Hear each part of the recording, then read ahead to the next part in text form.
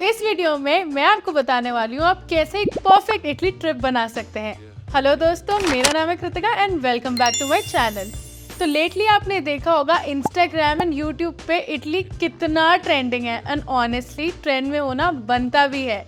मैं आपको ऑलरेडी एक डिस्क्लेमर दे दूं, ये कोई डिटेल्ड आइटनरी नहीं है, बल्कि इस वीडियो में मैं आपको बताने वाली हूँ कुछ ऐसे रूट्स जिसमें आप इटली के बेस्ट प्लेसेस कवर कर सकते हैं विदाउट कमिंग रिग्रेटिंग कि मेरा वो वाली जगह तो मिस हो गई।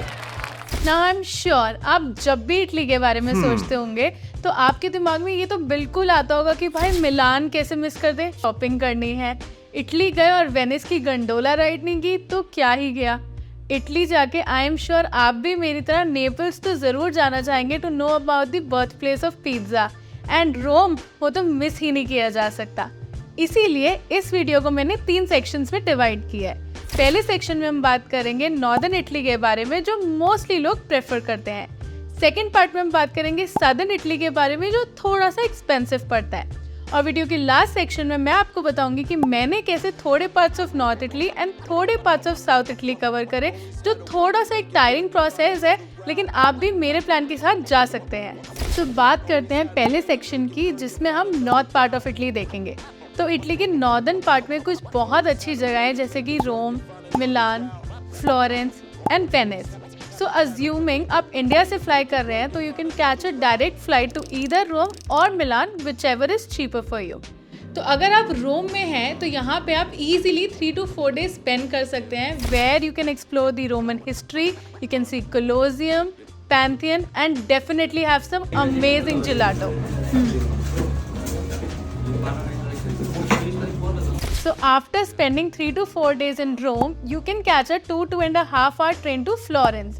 अब फ्लोरेंस में आप easily 3 to 4 days spend कर सकते हैं and explore some amazing galleries and museum.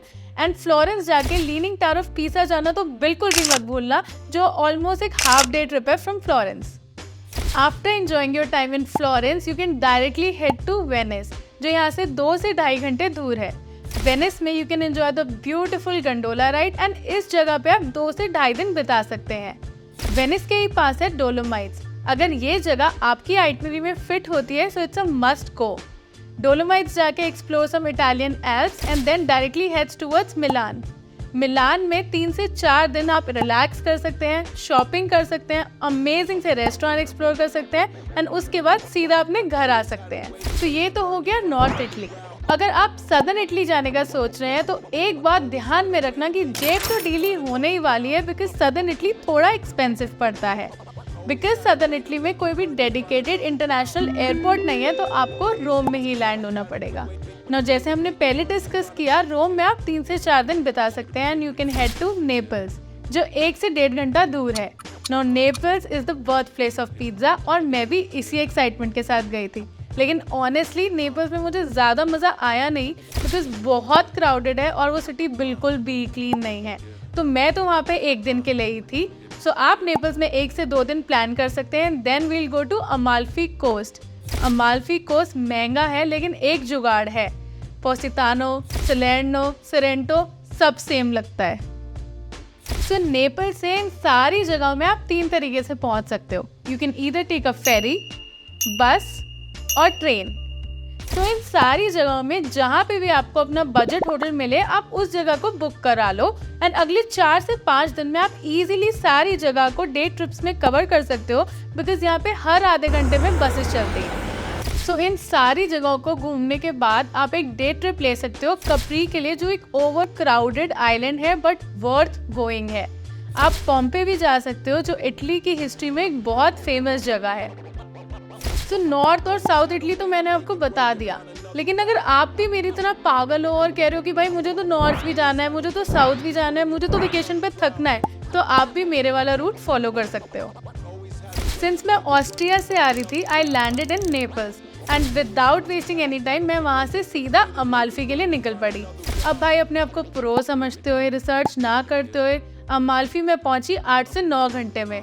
But thanks to me आपके साथ ये नहीं होने वाला है, क्योंकि यही रास्ता नेपल से अमाल्फी का आप 2 से 2.5 घंटे में कवर कर सकते हो फेरी लेके। बस एक चीज़ याद रखना, अपने फ़्लाइट टाइमिंग और फेरी का स्केड्यूल प्लीज़ देख लेना, बिकॉज नेपल्स से जो फेरी चलती है इन सारे टाउन्स के लिए 12 बजे के बाद चलती है।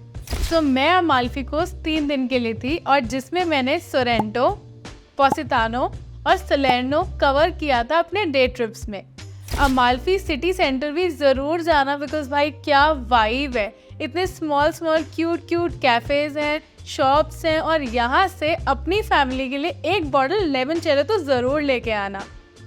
सो मैंने अपनी ट्रिप पे कपरी को स्किप किया था, बिकॉज मैं अमाल्फी में वीकेंड पे थी और कपरी एक बहुत ओवरक्राउडेड जगह है और हर चीज़ करने के लिए आपको 2-2 घंटे लाइन में लगना पड़ता है। अगर आप कपरी को अपनी लिस्ट में डालना चाहते हैं तो ये वर्थ गोइंग है, लेकिन देख लेना कि वीकडे वीकेंड्स का क्या प्लान होता है। तो अमाल्फी में 3 दिन स्पेंड करने के बाद I had to go back to Naples, because सारी ट्रेन्स नेपल्स से ही हैं। मैं नेपल्स में 1 दिन के लिए थी, जिसमें मैंने थोड़ा सा रिलैक्स करा, पिज्ज़ा एंजॉय करा and the very next day I took a train to Florence. Naples से फ्लोरेंस पहुंचने में मुझे कुछ 2.5-3 घंटे लगे और मैं फ्लोरेंस में 4 दिन के लिए थी। क्या 4 दिन थे यार मेरी लाइफ के वो। इतने अमेजिंग पास्ताज खाए, जिलाटो खाई और मैंने एक out of the world experience लिया कुकिंग क्लास का, जिसमें मैंने तिरामिसू और 2 डिफरेंट टाइप के पास्ताज बनाना सीखे। मैंने ये बुकिंग गेट योर गाइड से कराई थी, तो जब भी आपकी आइटनरी फाइनलाइज हो जाए इस वेबसाइट को ज़रूर विजिट करना, बिकॉज बहुत अमेजिंग डील्स मिलती है। अब फ्लोरेंस से आप पीसा ज़रूर जाना, which is a day trip, और वहाँ जाने के लिए कुछ 1.5 आवर की ट्रेन है और हाफ डे में आपका leaning tower of Pisa cover हो जाता है।